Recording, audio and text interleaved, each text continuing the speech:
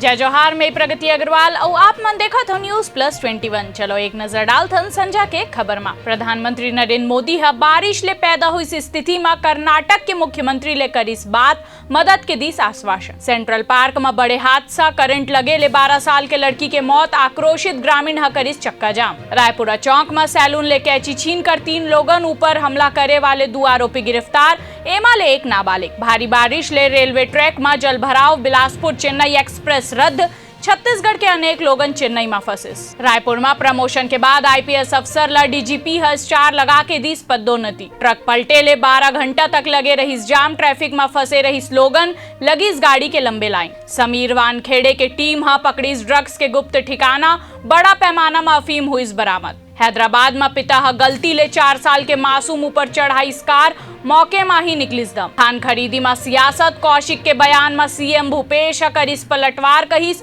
ओखर अल्प ज्ञान में आथे तरस। जयपुर में 1 संग 11 छात्र मिलिस कोरोना पॉजिटिव, 4 दिन भर करे गई स्कूल बंद। ऐसने ही तमाम जानकारी पर हमारे चैनल लाइक और सब्सक्राइब करना जन भूलू और नोटिफिकेशन पर बेल आइकन घलोक दबाहू। आप मन देखा था News+21, आप मन के हक के बात।